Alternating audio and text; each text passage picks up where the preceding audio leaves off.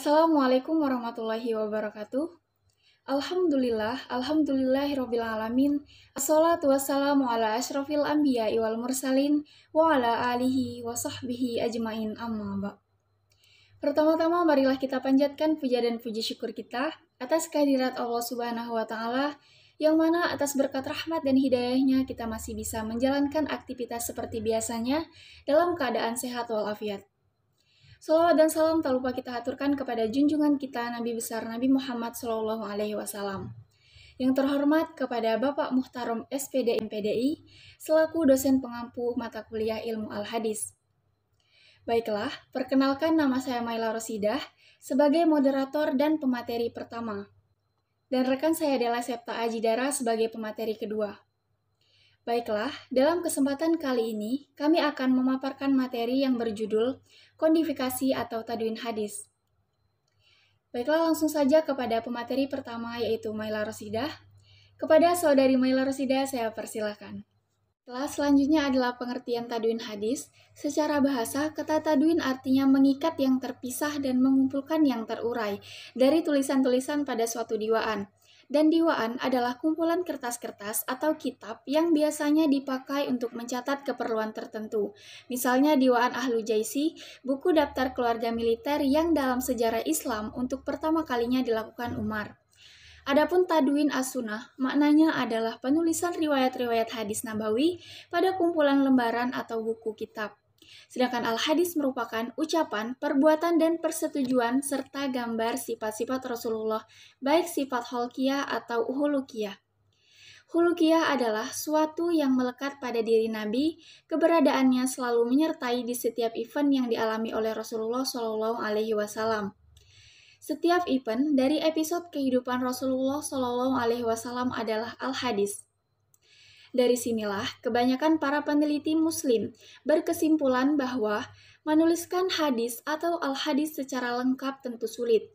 Karena sama artinya menuliskan setiap peristiwa dan keadaan yang menyertai Rasulullah SAW. Para sahabat yang hidup menyertai Rasulullah bisa jadi merasa tidak perlu mencatat setiap peristiwa yang mereka alami bersama Rasulullah SAW. Baiklah, selanjutnya adalah proses kodifikasi atau tadwinul hadis. Yang pertama adalah proses kodifikasi atau tadwinul hadis pada abad kedua Hijriah. Pada abad kedua ini, para ulama tidak hanya membukukan hadis saja, akan tetapi juga menulis fatwa-fatwa sahabat dan tabi'in dalam karangan mereka.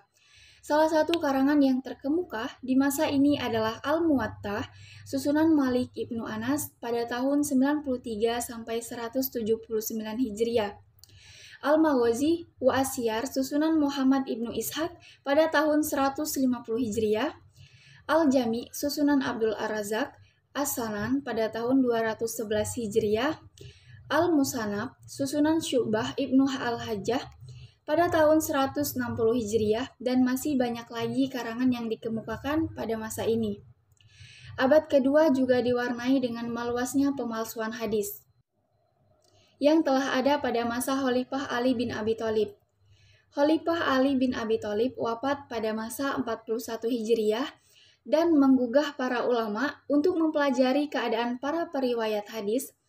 Hal ini juga ada sejak pada abad pertama, namun pada abad kedua ini kegiatan mencari keterangan perawi semakin diintensifkan.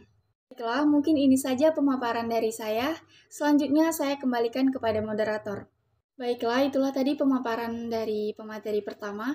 Selanjutnya akan dilanjutkan oleh rekan saya Dela Septa Ajidara sebagai pemateri kedua. Kepada Dela Septa Ajidara, waktu dan tempat saya persilahkan. 3. Kodifikasi hadis pada abad ke-4 sampai 7 Hijriah. Pada masa ini adalah masa pemeliharaan, penerbitan, penambahan, dan penghimpunan dan berlangsung sekitar 2,5 abad, yaitu antara abad ke-4 sampai pertengahan abad ke-7 Masehi. Saat jatuhnya dinasti Abbasiyah ke tangan Khalifah Khan tahun 656 Hijriah atau 1258 Masehi, gerakan ulama hadis pada masa ini sebenarnya tidak jauh beda dengan gerakan ulama pada masa sebelumnya. Dan adapun kitab-kitab yang tersusun dalam abad ke-4 sampai ke-7 Hijriah.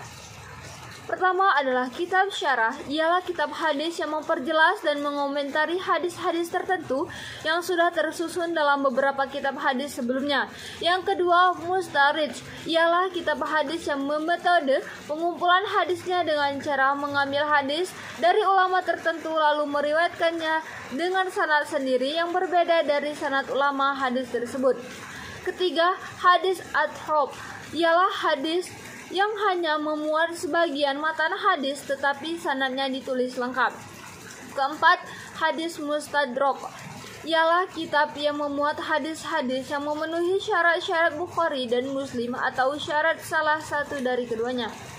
Yang kelima, kitab jami', ialah kitab yang memuat hadis-hadis yang telah termuat dalam kitab-kitab yang telah ada.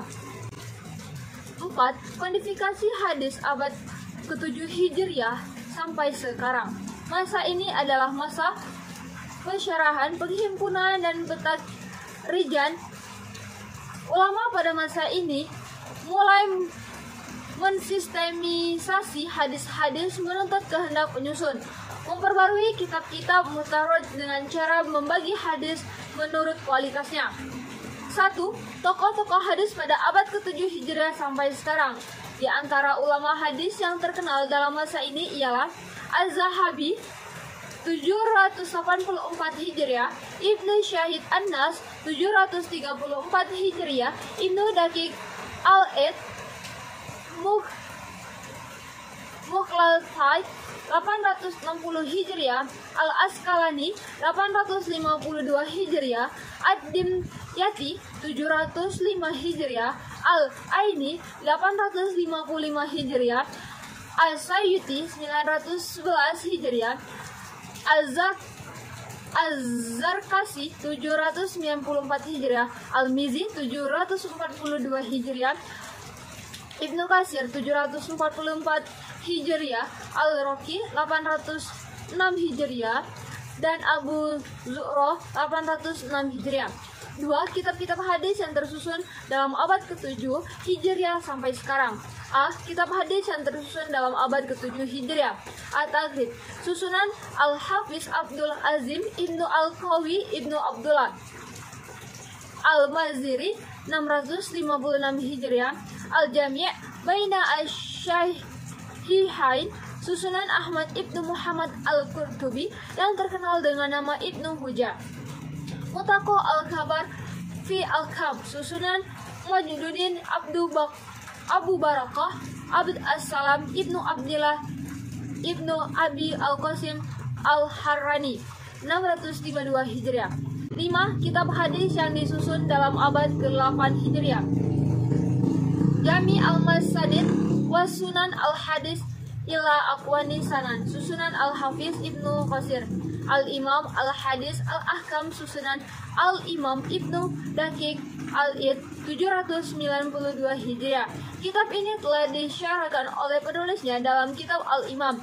6. Kitab hadis yang disusun dalam abad ke-10 Hijriah.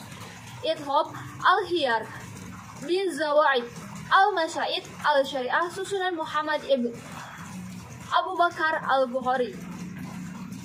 Bulugh Al-Maram, susunan Al-Hafidh Al-Asqalani. Di dalam dikumpulkan sejumlah 1.400 hadis. Majma' Az-Zawaid wa Maba' Al-Wa'id, susunan Al-Hafiz Abu Al-Hasan.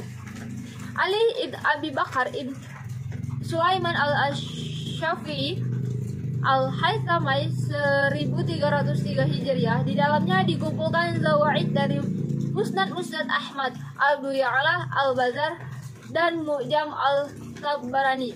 Proses tadwin al-hadis atau kodifikasi hadis atau yang dimaksudkan adalah proses pembukuan hadis secara resmi yang dilakukan atas instruksi khalifah. Dalam hal ini adalah Khalifah Umar bin Abdul Aziz, memerintah tahun 99 sampai 101 Hijriah. Faktor utama yang menjadi penyebab dilakukan kodifikasi hadis karena merasakan adanya kebutuhan yang sangat mendesak untuk memelihara daraan sunnah. Untuk itulah beliau mengeluarkan surat perintah ke seluruh wilayah kekuasaannya agar setiap orang yang hafal hadis menuliskan dan membukukan supaya tidak ada hadis yang akan hilang pada masa sesudahnya. Dan faktor lainnya penyebab dilakukan kodifikasi hadis dapat diklasifikasikan menjadi dua. Yang pertama adalah faktor internal. 1. Pentingnya menjaga autentisitas dan eksistensi hadis serta petunjuk untuk keselamatan dalam menempuh kehidupan dunia akhirat. Kedua, semangat untuk menjaga hadis sebagai salah satu warisan Nabi yang sangat berharga, yakni Al-Quran dan hadis. Jika umat Islam berpegang pada keduanya, mereka tidak akan tersesat selamanya. Ketiga, adanya kebolehan dan izin untuk menulis hadis pada saat itu. Keempat, para penghafal dan periwayatan hadis semakin berkurang karena meninggal dunia, baik disebabkan adanya peperangan maupun yang lainnya. 5. Rasa bangga dan puas ketika mampu menjaga hadis Nabi dengan menghafal dan kemudian meriwayatkannya. B. Faktor eksternal. Yang pertama, penyebaran Islam dan semakin meluasnya daerah kekuasaan Islam sehingga banyak periwayatan hadis yang tersebar ke berbagai daerah. 2. Munculnya dan meluasnya pemalsuan hadis yang disebabkan oleh perbedaan politik dan aliran. Jadi, dari beberapa faktor tersebut dapat disimpulkan bahwa adanya penulisan hadis karena kekhawatiran hilangnya hadis dan kemurnian hadis. Kodifikasi hadis secara resmi dilanjutkan dengan pembukuan hadis yang dilakukan para penguasa Bani Umayyah dan para ulama. Ada beberapa alasan dilakukan tadwin al-hadis pada masa Khalifah Umar bin Abdul Aziz sebagai ditulis Fathur Rahman sebagai berikut. 1. Kemampuan beliau yang kuat untuk tidak membiarkan hadis hilang dan lenyap. 2. Kemampuan yang keras untuk membersihkan dan memelihara hadis dari hadis-hadis maudhu karena perbedaan ideologi politik. 3. Telah hilangnya kekhawatiran bercampurnya antara hadis dan Al-Quran karena Al-Quran sudah dibukukan dalam satu mushaf jauh sebelumnya. 4. Dibayang-bayangi oleh kontroversi antara umat Islam dan non-Islam yang kian menjadi yang menyebabkan ahli hadis makin berkurang. Sedangkan menurut Endang Syatari, hal-hal yang mendorong timbulnya pembukuan hadis secara resmi adalah sebagai berikut. 1.